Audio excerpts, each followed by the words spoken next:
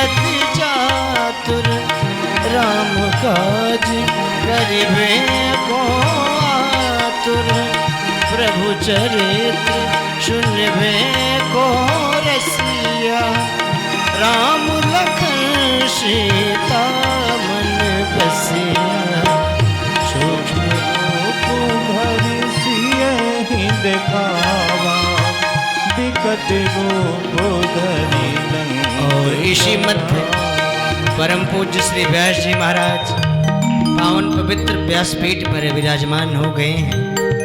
हम सभी पवित्र पावन व्यासपीठ को और पूज्य चरण नमन करते हुए श्री व्यास जी महाराज का अभिवादन करेंगे। बोलिए श्री व्यास जी महाराज की जय। प्रभु चरित्र सुनबे को रसिया राम लखन सीता मन बसिया सूक्ष्म रूप धरि सियहि दिखावा विकट रूप धरि लंक जरावा भीम रूप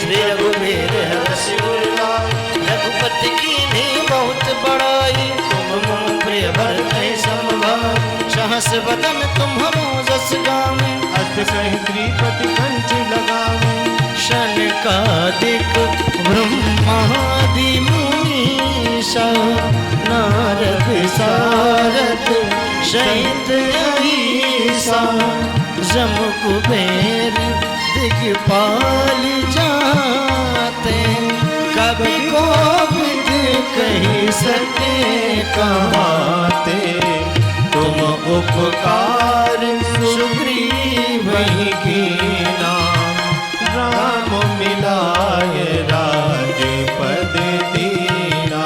जय हो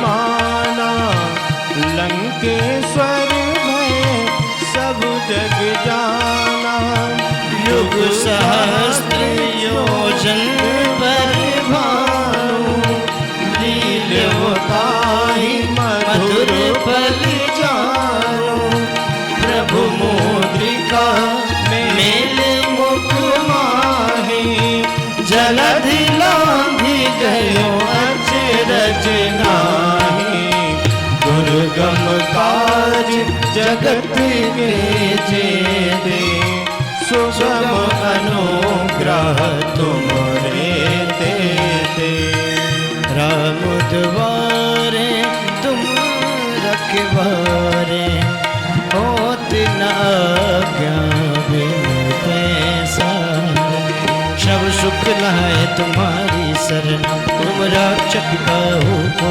धरना आपन तेज समारो आपे तीनों लोक हाकते कापे भूत पिशाच निकट नहीं आवे महावीर जब नाम सुनावे नासे रोग हरे सब पीरा जपत निरंतर हनुमत बीरा संकट ते हनुमान छुड़ावे मन क्रम बचन ध्यान झोलावे सब पर राम तपस्वी राजा तिनके काज सकल तुम साजा और मनोरथ जो कोई लावे सोई अमित जीवन फल पावे चारों जुग करता तुम्हारा है मन सिद्ध जगत बुझियारा साधु संत के तुम रखवारे असुर निकंदन राम द्वारे अष्ट सिद्धि नवनिधि के दाता असवर दीन जानकी माता राम रसायन तुम्हारे पासा सदा रहो रघुपति के दासा तुम्हारे भजन राम को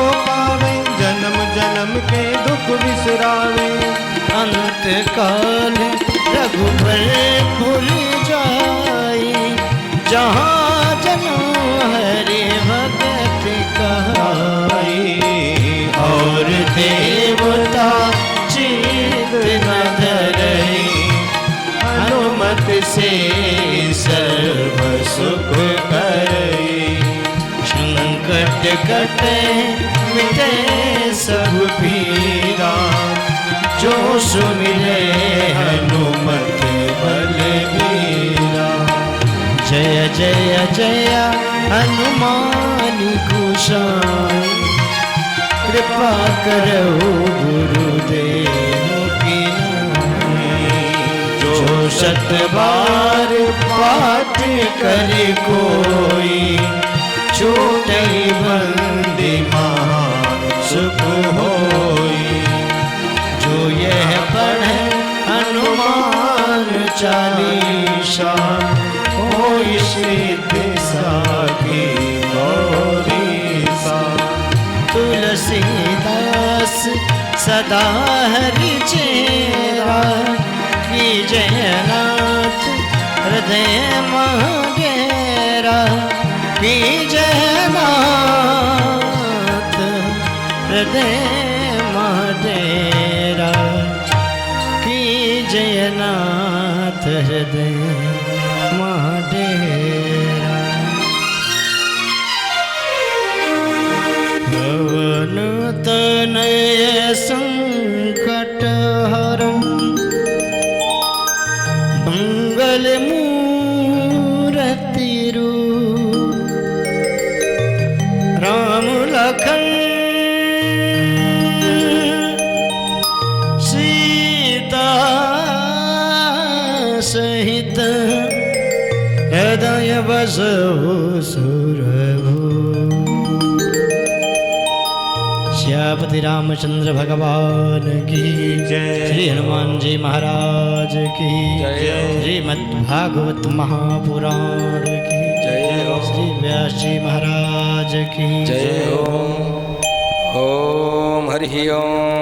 नारायणं नमस्कृत्य नरं चैव नरोत्तमं, देवीं सरस्वतीं व्यासं ततो जयमुदीरयेत्। गुरुर्ब्रह्मा गुरुर्विष्णु गुरुर्देवो महेश्वर, गुरुर्साक्षात् परब्रह्म तस्मै श्री गुरवे नमः। अखण्डमण्डलाकारं व्याप्तं येन चराचरं, तत्पदं दर्शितं येन तस्मै श्री गुरवे नमः। सीतानाथसमारम्भां रामानन्दार्यमध्यमाम्, अस्मदाचार्यपर्यन्तां वन्दे गुरुपरम्परां। बोले व्यास जी महाराज की, बोले भागवत भगवान की जय। जय श्री राधे श्याम।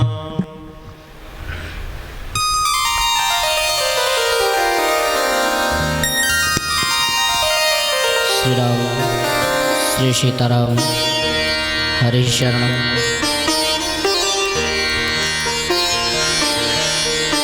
हरि ओम परमात्मने नमः।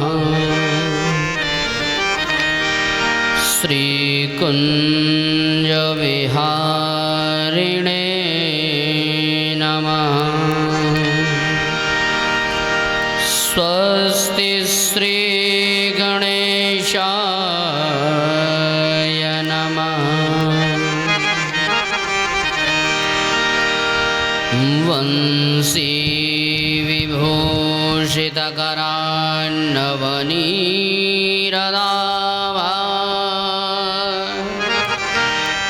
पीताम्बरादरुणबिम्बफलाधरोष्ठा।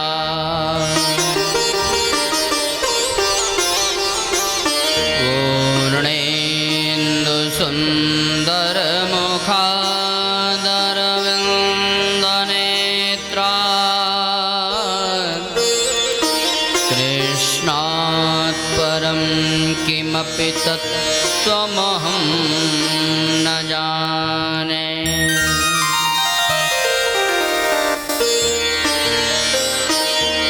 या देवी सर्वभूतेषु मातृरूपेण संस्थिता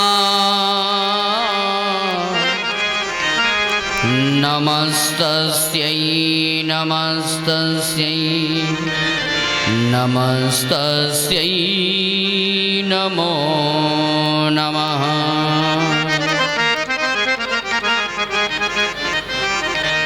गिरारतजलवीचिसमा कैयत भिन्न भिन्न वन्दं सीतारामपद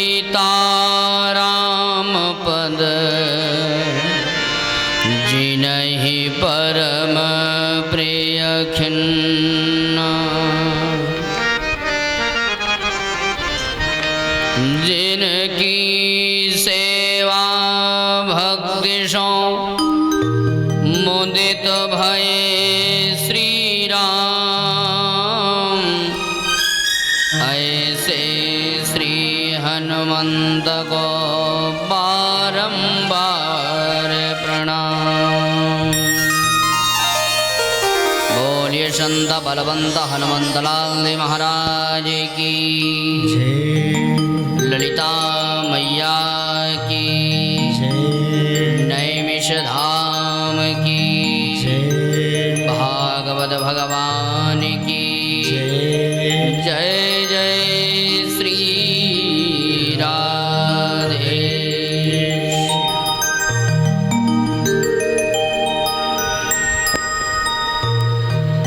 तड़ित विनिंदित पीताम्बरधारी भक्तवांछा कल्पतरु अकारण करुणावरुणालय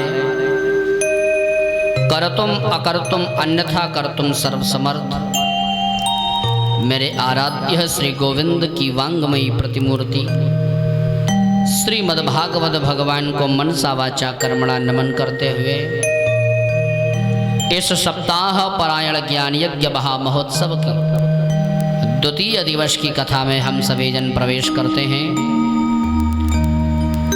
और मां ललिता के श्री चरणों में नमन करते हुए तपोभूमि नैमिषारण्य के कण कण को प्रणाम करते हुए आइए हम सभी जन अपने मन को प्रभु की श्री पावन दिव्य कथा में लगाएं।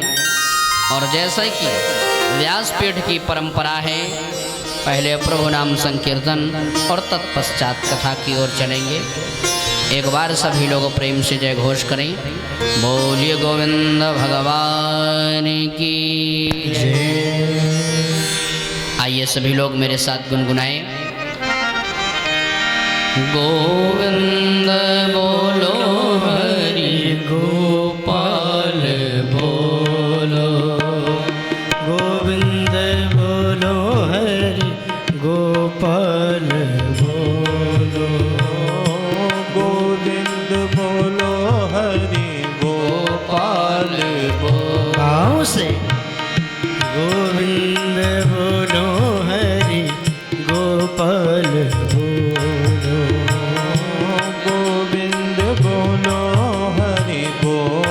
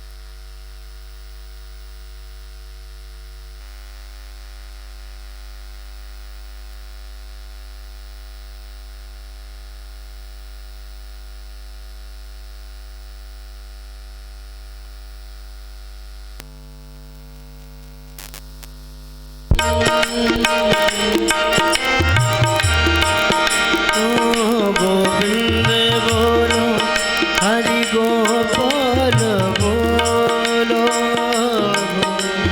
बोलो हरि गोपाल बोलो गोविंद बोलो हरि गोपाल बोलो गोविंद बोलो हरि गोपाल भाव से गोविंद बोलो हरि गोपाल बोलो गोविंद बोलो हरि गोपाल बोलो राधा रमण हरि गोविंद बोलो राधा रमण हरि गोपाल बोलो राधा रमण हरि गोपाल बोलो राधा रमण हरि गोपाल बोलो भाव से सभी ताली बजाकर गाएंगे।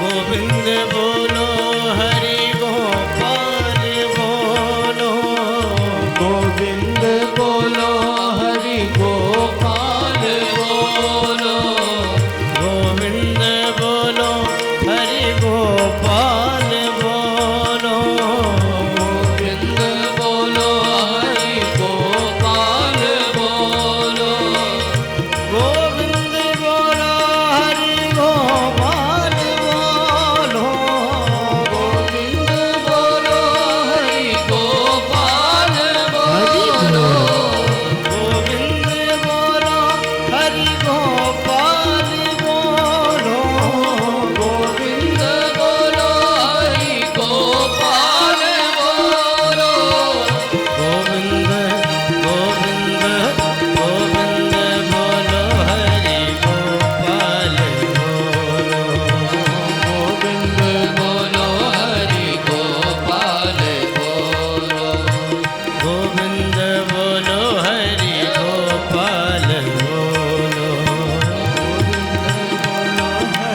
गोपाल बोलो गोविंद बोलो हरि गोपाल बोलो गोविंद बोलो हरि गोपाल बोलो गोविंद बोलो हरि गोपाल बोलो गोविंद बोलो हरि गोपाल बोलो गोविंद बोलो हरि गोपाल बोलो गोविंद बोलो हरि गोपाल बोलो गोविंद बोलो हरि गोपाल बोलो गोविंद बोलो हरि गोपाल बोलो गोविंद बोलो हरि गोपाल बोलो गोविंद बोलो हरि गोपाल बोलो राधा रमण हरि गोपाल बोलो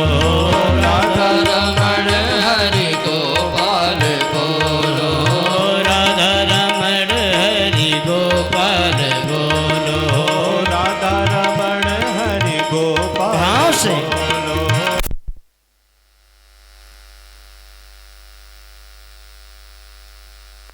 गोपाल बोलो गोविंद बोलो हरि गोपाल बोलो गोविंद बोलो हरि गोपाल बोलो गोविंद बोलो हरि गोपाल बोलो गोविंद बोलो हरि गोपाल बोलो गोविंद बोलो हरि गोपाल बोलो गोविंद बोलो हरि गोपाल बोलो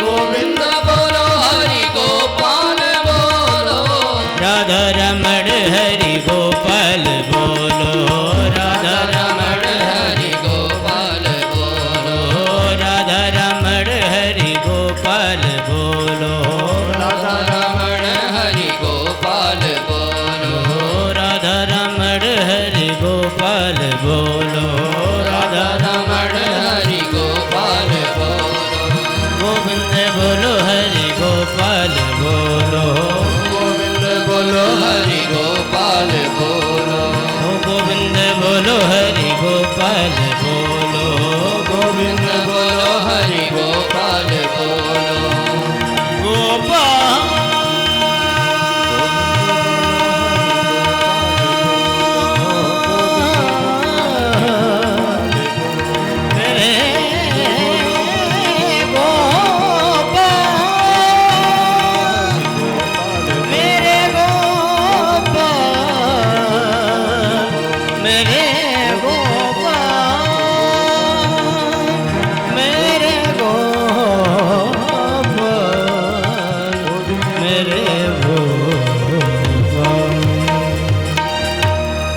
बोले गोविंद भगवान की जय जय श्री राधे।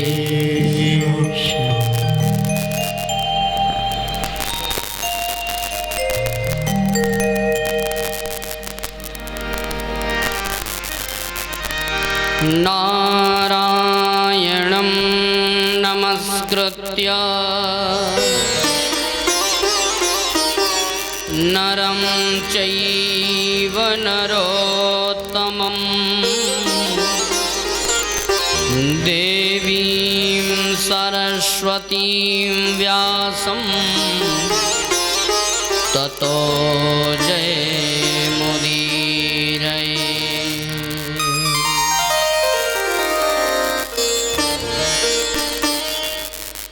आइए हम सभी जन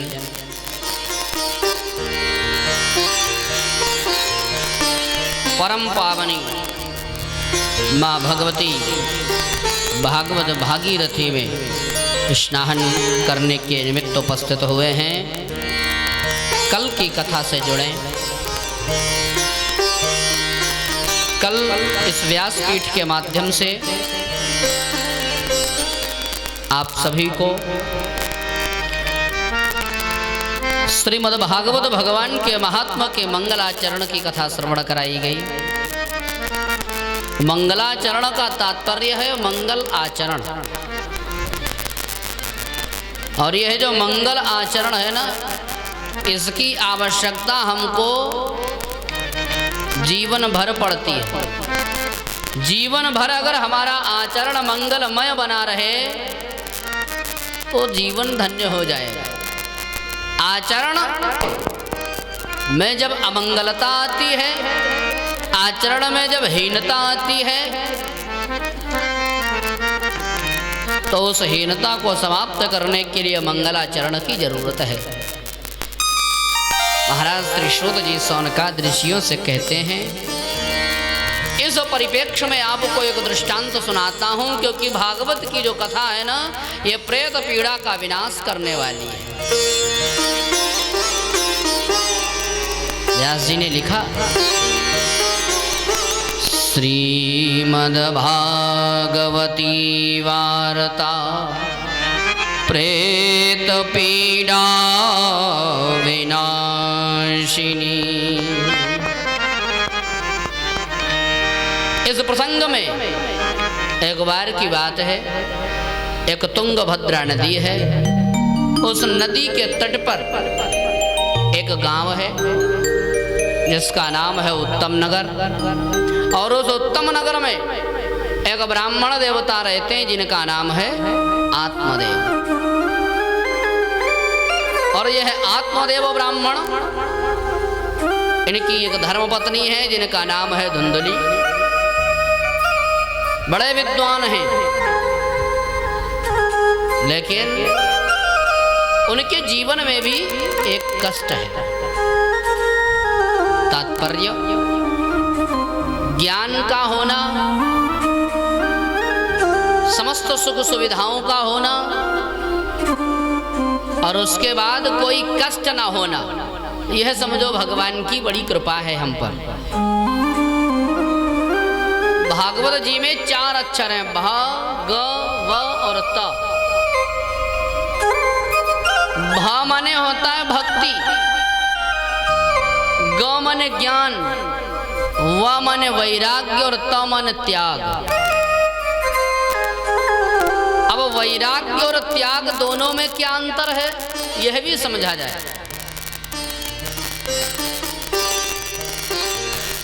वैराग्य का तात्पर्य है छूट जाए और त्याग का तात्पर्य है छोड़ दे। मतलब यह है कि जब हमें घर से वैराग्य हो गया, घर के लोग बात नहीं मानते, तो हमें क्या करना, त्याग कर देना है, अर्थात उनको छोड़ देना है। लेकिन फिर जब मन में यह स्थिति आती है कि अब हमारी इनको जरूरत नहीं है या इनकी हमें जरूरत नहीं है, तो वैराग्य आता है।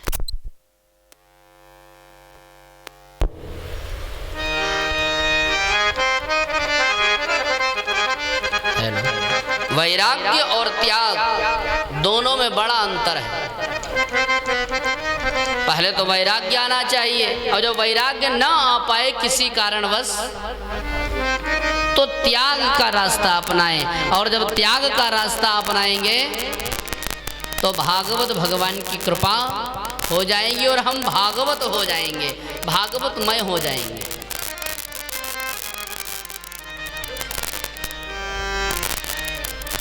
सुखदेव जी महाराज राजा परीक्षित को कथा सुनाते, तो वो भागवतमय है इसीलिए कथा सुनाते। मीराबाई कथा सुनते सुनते भागवतमय हो जाती है। यही तो जीवन का वास्तविक आनंद है। तुंगभद्रा नदी तीरे आसीत् पत्तनमुत्तमम्। उत्तम नगर में आत्मदेव ब्राह्मण निवास करते हैं, योग्य हैं, ज्ञान है उनको, लेकिन उनके साथ भी जीवन में कष्ट एक लगा हुआ है। यह कष्ट कौन सा है? उनके कोई संतान नहीं है, यह सबसे बड़ा कष्ट है।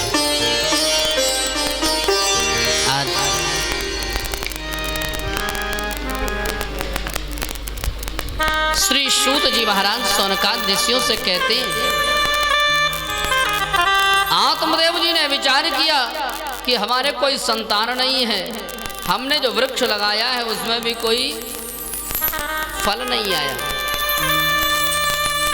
और कहते हैं कि हमारे घर में एक गौ माता पली हुई हैं, उन्होंने भी आज तक कोई वत्स का जन्म नहीं दिया।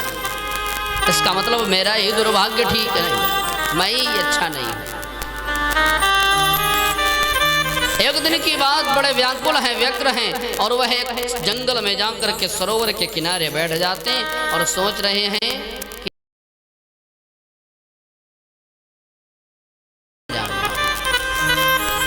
महाराज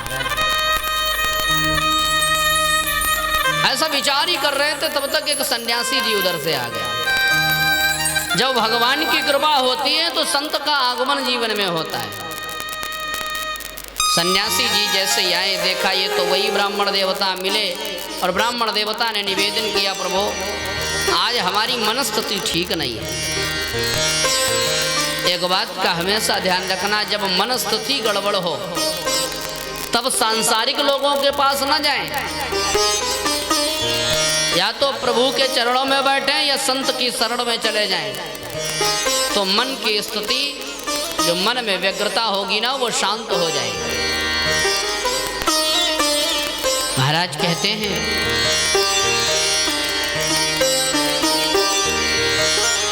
आत्मदेव जी महाराज ने निवेदन किया, प्रभु हमारे यहाँ किसी संतान ने आज तक जन्म नहीं लिया, हम यह चाहते हैं कि कम से कम एक तो संतान हो जाए, वंश वृद्धि हो, महात्मा जी ने कहा अरे भाई ब्राह्मण देवता, सप्त जन्मावधि पुत्रो नैव च 7 जन्मों तक तुम्हारे कोई संतान नहीं है, तुम इस जन्म की बात कर रहे हो। इसलिए अपने घर में जाओ और वर्तमान परिस्थिति के साथ सामंजस्य बिठाओ, जीवन धन्य हो जाएगा। महाराज अब तो आत्मदेव जी ने ब्राह्मण देवता संत भगवान के चरण पकड़ लिए, प्रभु आपकी कृपा हो जाएगी तो हमारा बेड़ा पार हो जाएगा। महात्मा जी ने देखा ये तो मान ही नहीं रहे, तो फल दे दिया कि जाओ इस फल को अपनी पत्नी को खिला देना, संतान हो जाएगी।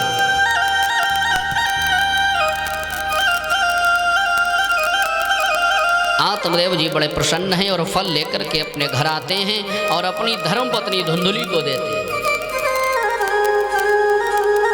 धुंधुली ने जैसे ही फल लिया तो मन में विचार करने लगी कि फल भक्षेण गर्भास्यात्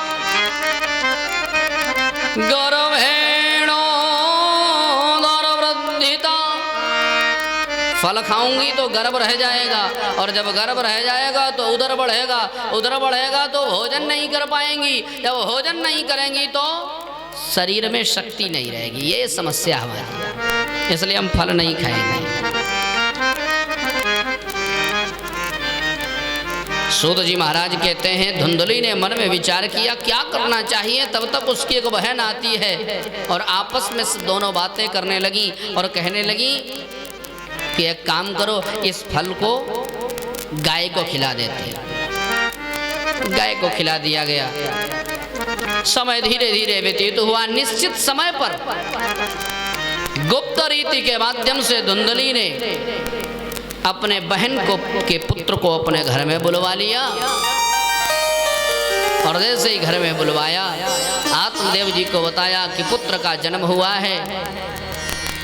आत्मदेव जी बड़े खुश हुए, प्रसन्न हुए, और आत्मदेव जी महाराज ने सबको बता दिया, पूरे गांव वालों को बता दिया, भाई मेरे यहाँ पुत्र का जन्म हुआ। अब आत्मदेव जी की प्रसन्नता की तो कोई सीमा ही नहीं, लेकिन बाद में बहाने से उसने अपनी बहन को भी बुलाया और पुत्र का लालन पालन होने लगा। धीरे धीरे समय व्यतीत हुआ और महाराज एक जो गाय थी उस गाय के बछड़े का जन्म नहीं हुआ, एक पुत्र का जन्म हुआ। और विशेषता यह है कि उस पुत्र के जो कान हैं वो गाय के समान हैं। अब 2 पुत्रों का लालन पालन होने लगा घर में। धीरे धीरे दोनों बेटे बड़े हुए और नाम रखा गया।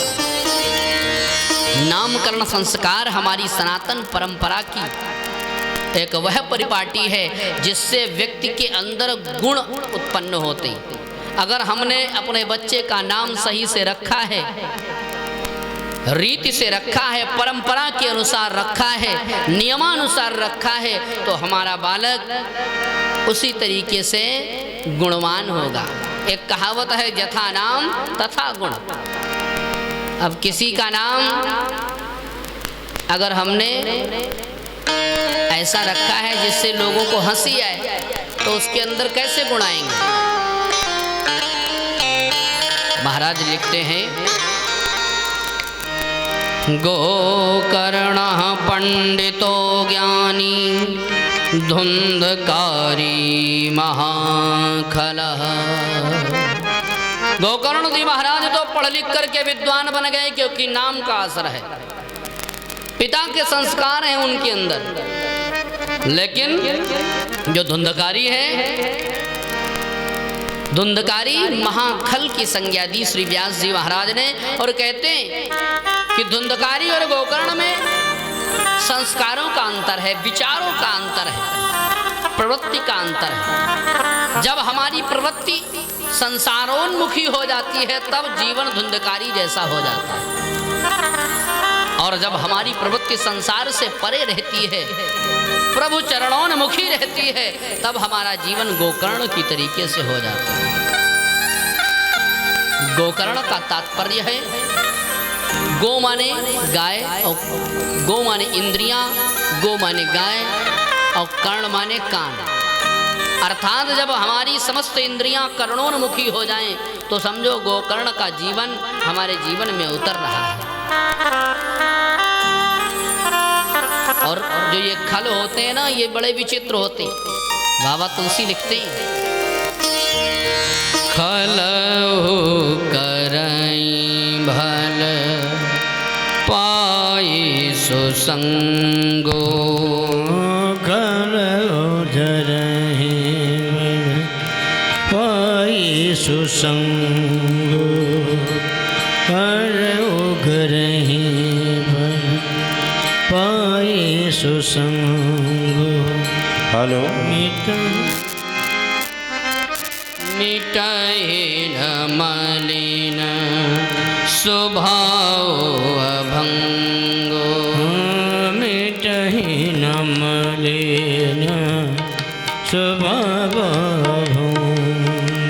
फल करई भल पाई सुसंगो, कल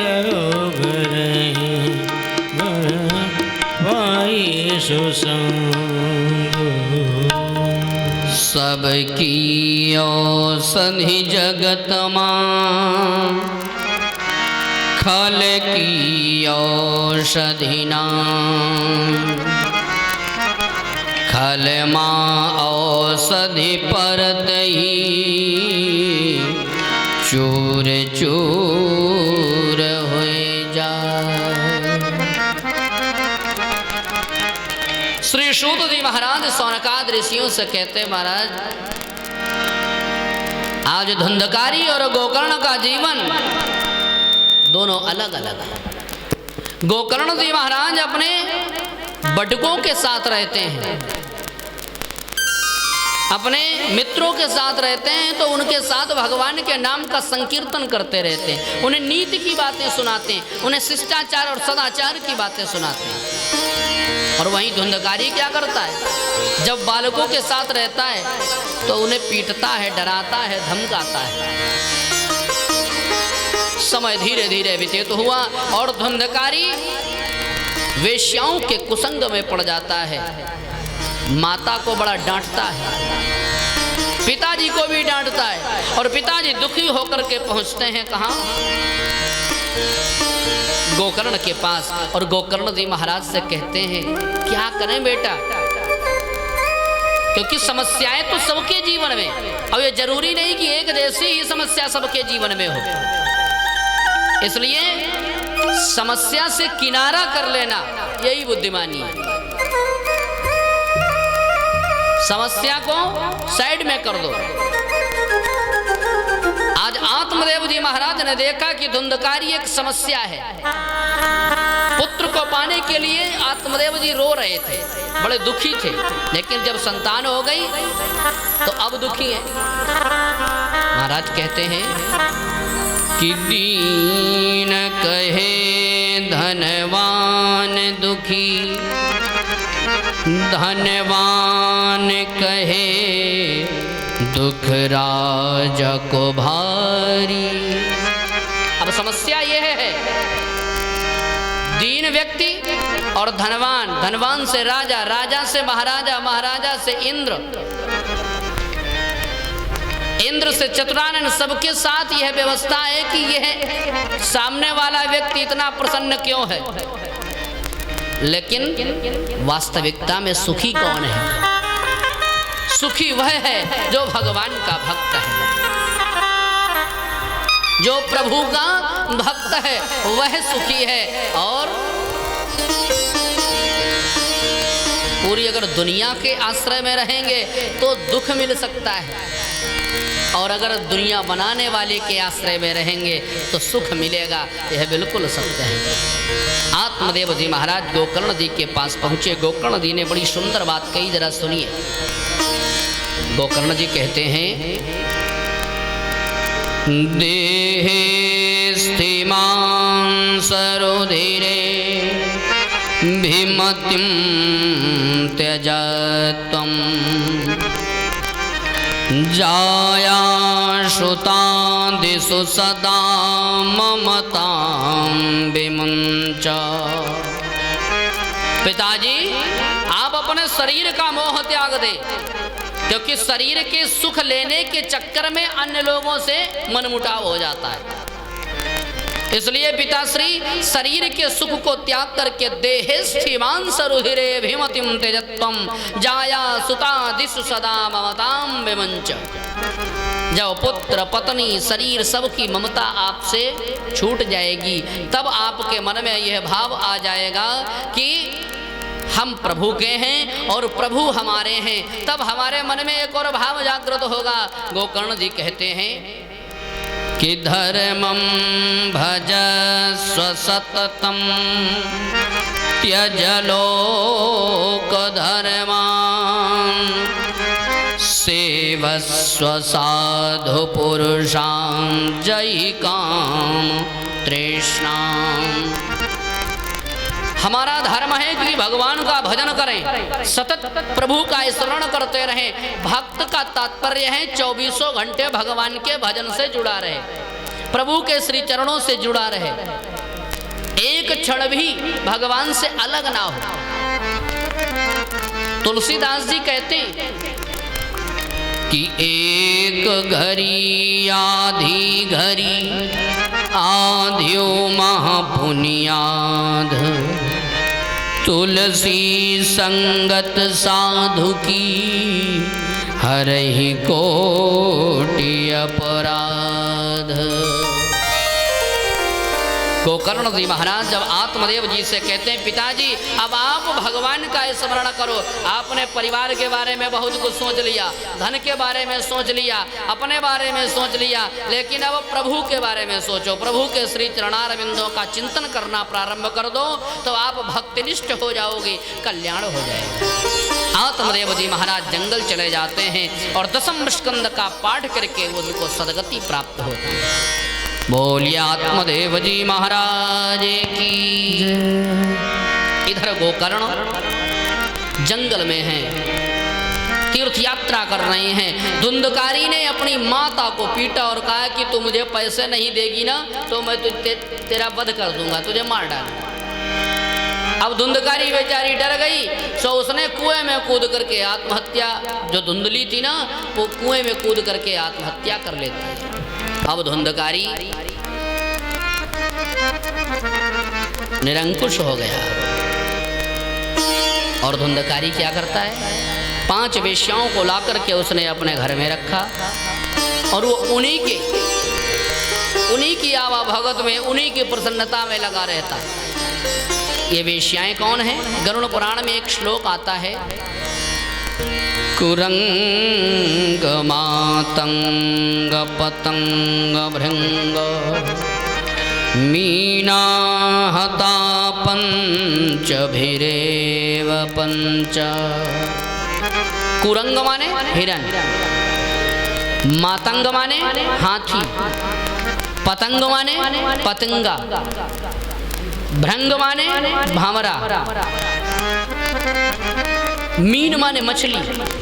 ये पांचों एक एक विषय के चक्कर में पड़ करके मारे जाते हैं, एक एक विषय के चक्कर में। लेकिन इस शरीर में तो पांचों एक साथ विराजमान है, तो बताओ इस शरीर की क्या दुर्गति हो सकती है?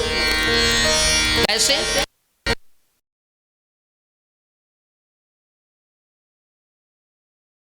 हिरण को पकड़ता है तो पहले स्वरवाद्य बजाता है और हिरण एकांत में खड़े होकर के जैसे ही आंख बंद करके वह सुर सुनने लगता है, तन्मय हो जाता है। शिकारी बाण चला देता है।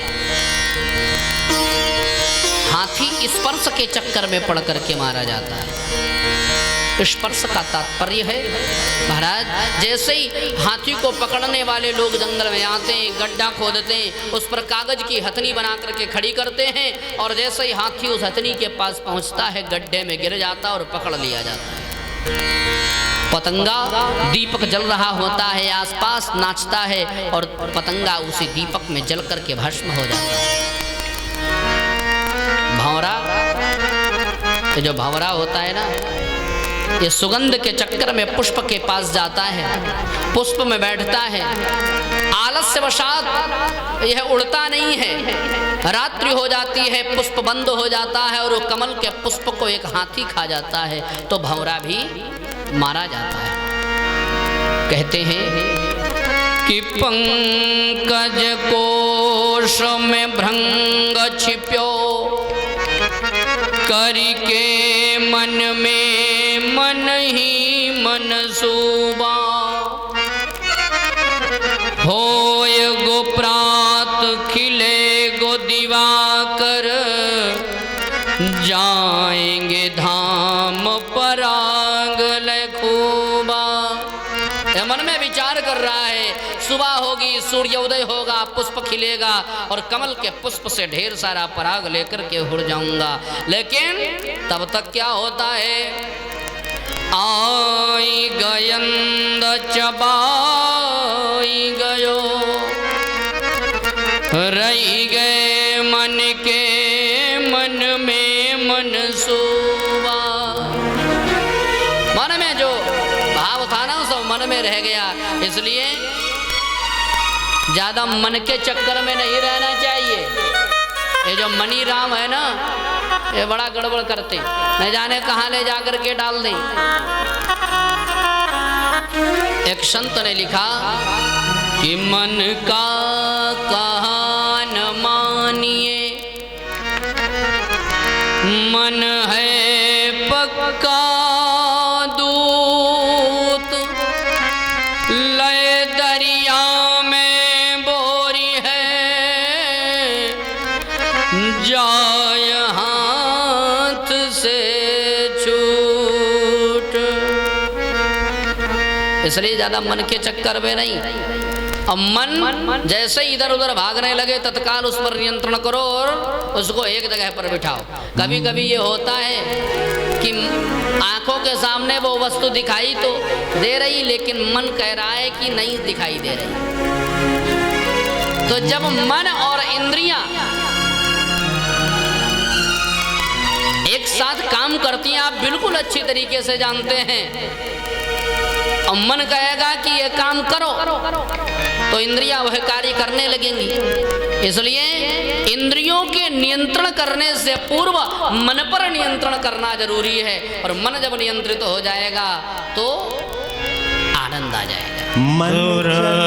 मन दर्पण कहलाए, तोरा मन दर्पण कहलाए, तोरा मन दर्पण कहलाए, तोरा मन दर्पण कहलाए। भले बुरे सारे कर्मों को, भले बुरे सारे कर्मों को देखे और दिखो, तोरा मन दर्पण कहलाए, तोरा मन दर्पण कहलाए। जय हो श्री राधे।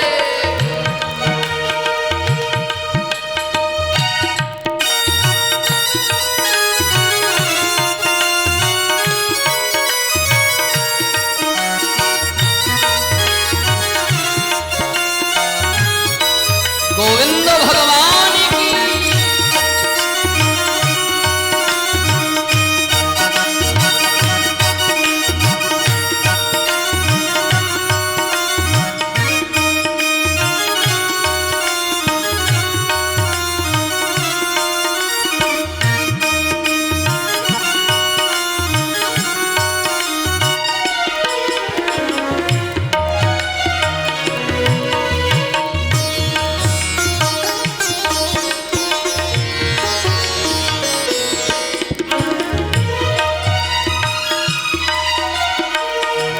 मन ही देवता मन ही ईश्वर, मन से बड़ा बड़ा नको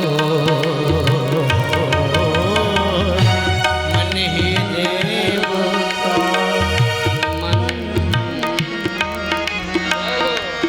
मन से बड़ा नको मन उजियारा जब जब फैले जग उजियारा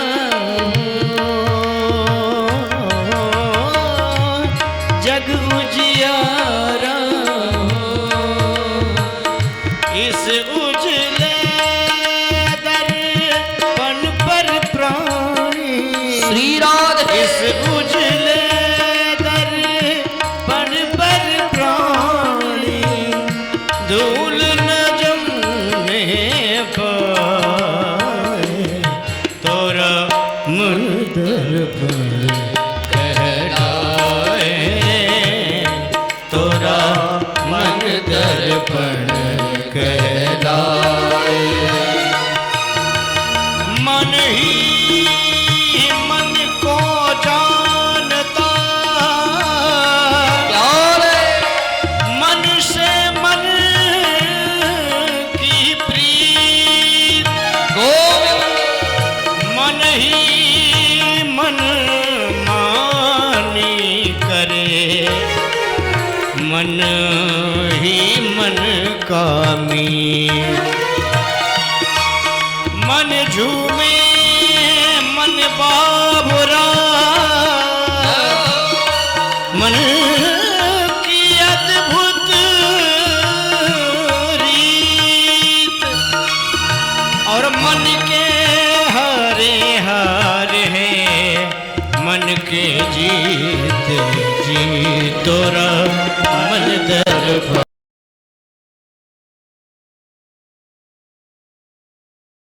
मन दर्पण कहलाए भले बुरे सारे कर्मों को भले बुरे सारे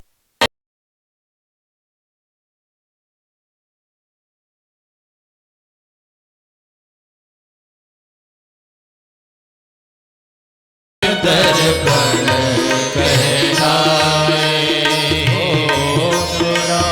मन दर्पण कहलाए जय हो